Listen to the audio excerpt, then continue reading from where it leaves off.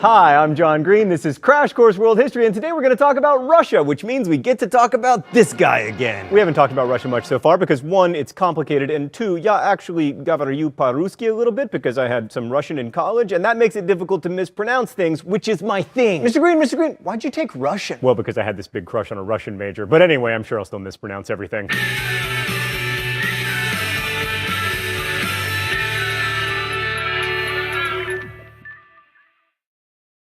So today we're going to talk about persistent stereotypes about Russia and how Russia came to take its current shape, a turn of events we owe largely to the Mongols. But before we talk about the Mongol conquest of Russia, let's discuss exactly what got conquered. So before there was a Russian Empire or even a Russian kingdom, there was the Kievan Rus. We know Kiev was a powerful city-state, but who exactly founded it is a subject of debate. Most historians now believe that the settlers of Kiev were Slavic people who migrated from around the Black Sea, but there's an older theory that the settlers of Kiev were actually like Vikings. That theory goes that Vikings came down to Kiev from rivers like the Dnieper and founded a trading outpost similar to ones they founded in Iceland and Greenland. Which is an awesome idea and everything, but Russian, the language that developed from what the Rus spoke, sounds a lot more Slavic than it sounds, Swedish. To illustrate, here is a Swede fighting a Russian over who founded Kiev. Kiev был основан славянскими предками Руси. Nej, helt klart Kiev grundades av svenskarna. Right. Okay, so trade was hugely important to Kiev. Almost all of their wars ended with trade concession treaties, and their law codes were unusually devoted to the subject of commerce. The Rus traded raw materials like fur, wax, and also slaves. We're not going to venture into the astonishingly intense etymological debate over whether the word Slav derives from the Latin word for slave, because there is nothing more terrifying and verbose than an etymologist flame war. But yeah, the Rus traded slaves. They also relied upon agriculture, and your relationship to the land determined both your social status and your tax burden. And if you ever fell into tax debt, which a lot of peasants did, then you became bonded to the land you farmed for the rest of your life. I guess that slave-like dynamic is okay as a model for social organization, but if you step on the proletariat for too long,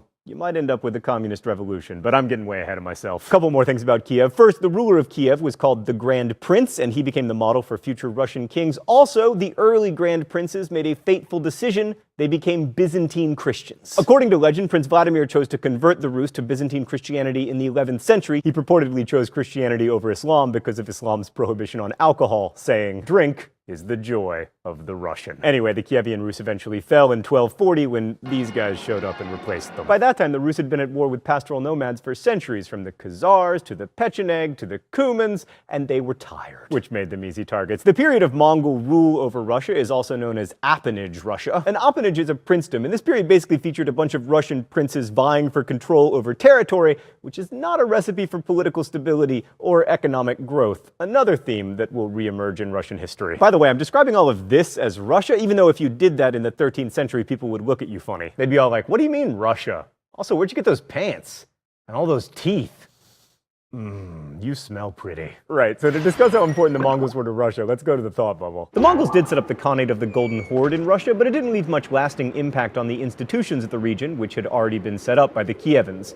But they did bring about a population shift, away from the south, where Kiev was, toward the northeast. This was partly to get away from the Mongols and their massacring, but that noted, the Mongols were comparatively light rulers.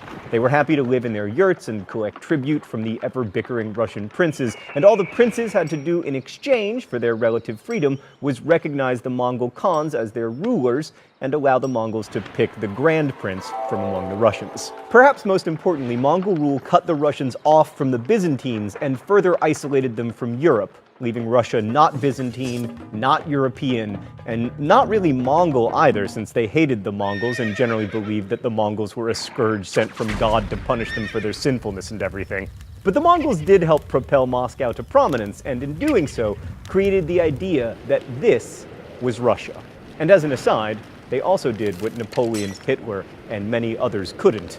The Mongols successfully conquered Russia in the winter. Thanks, Thought Bubble. So how did the Mongols help catapult Moscow and its princes to prominence? Well, first, they named Muscovite princes the Grand Prince on more than one occasion. More importantly, the Muscovite princes won, that is to say, purchased, the right to collect tribute on behalf of the Khan from other princes. That's a good gig because it's easy to skim a little bit off the top before you send it down the line to the Mongols. Which is precisely what the Muscovite princes did to enrich themselves. One prince who was particularly good at this was known as Ivan Kalita, using using my Russian, I can tell you that that translates to Johnny Moneybags. As my Russian professor would tell you, I'm a creative translator. All this loot helped Moscow expand their influence and buy up principalities. The Mongols also helped them more directly by attacking their enemies. Plus, Moscow was at the headwaters of 4 rivers, which made it well positioned for trade, and because they were kind of the allies of the Mongols rarely attacked them, which meant that lots of people went to Moscow because it was relatively safe, including churchy people, and in fact, Moscow became the seat of the Eastern Orthodox Church in 1325 when the Metropolitan Peter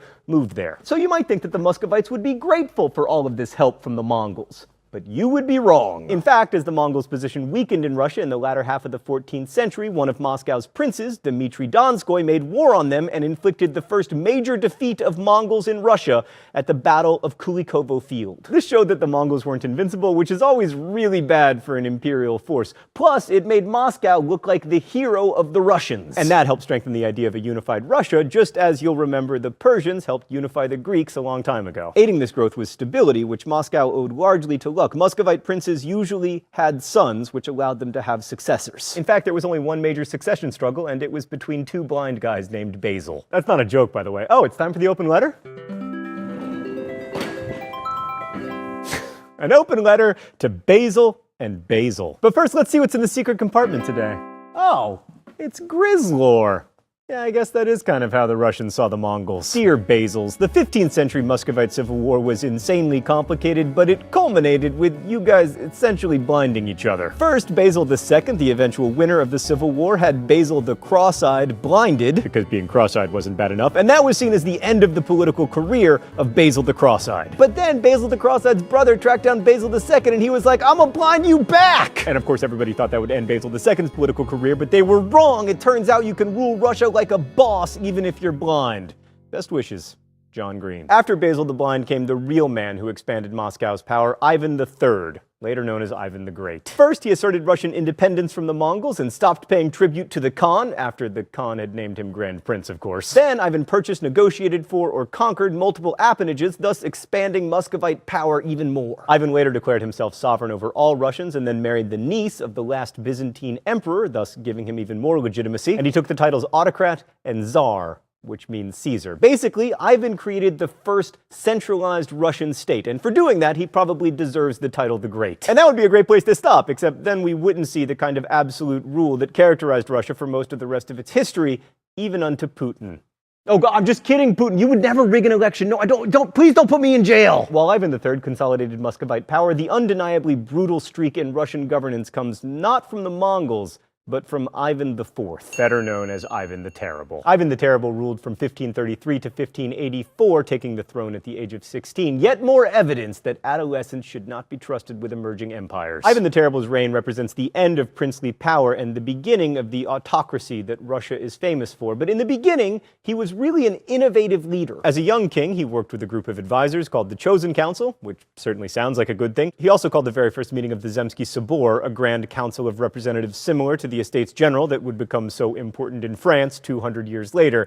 And he reformed the army, emphasizing the new technology of muskets. But in the second part of his reign, Ivan earned his nickname the Terrible, which can mean either bad or just awe-inspiring, depending on your perspective. Psychological historians will point out that things started to go terribly wrong with Ivan after the death of his beloved wife, Anastasia Romanov, or they might point to the fact that he enjoyed torturing animals when he was a kid. Regardless, Ivan set out to break the power of the nobility, the former princes and landowners called the boyars. They were the last link to princely rule, and after an odd episode that saw him briefly abdicate, Ivan returned to Moscow and declared that he had the right to punish all traitors and evildoers. To help him in this effort, Ivan created the Oprichniki, a corps of secret police who rode around on black horses wearing all black, whose job it was to hunt down and destroy any enemies of the Tsar. See also Nazgul and Dementors. So this was the first of Russia's purges, and over the latter half of Ivan's reign, whole towns were destroyed. It was in effect a civil war, except with no resistance. One historian called it a civil massacre. In the end, Ivan the Terrible established absolute control of the Tsar over all the Russian people, but he also set the precedent of accomplishing this through terror, secret police, and the suspension of law. And that would echo through the ages of Russian history. I mean, until Vladimir Putin heroically put an end to it. His little eyes. They're scary. So hence the stereotype of Russian brutality and barbarism, but here's the truth. The rest of Europe also knew a lot about brutality and secret police forces. For centuries, Russia was seen by Western Europe as both European and not. An other that was to be doubly feared because it wasn't fully other. And when we think of all these historical stereotypes about Russia, it's worth remembering that what you see as barbaric about others is often what they see as barbaric about you. Thanks for watching. I'll see you next week. Crash Course is produced and directed by Stan Muller. Our script supervisor is Danica Johnson. The show is written by my high school history teacher, Raoul Meyer, and myself, and our graphics team is Thought Bubble. Last week's phrase of the week was nobody's business but the Turks. If you want to suggest future phrases of the week or guess at this week's, you can do so in comments, where you can also ask questions related to today's video that will be answered by our team of historians. Thanks for watching Crash Course, and as we say in my hometown, don't forget to be awesome.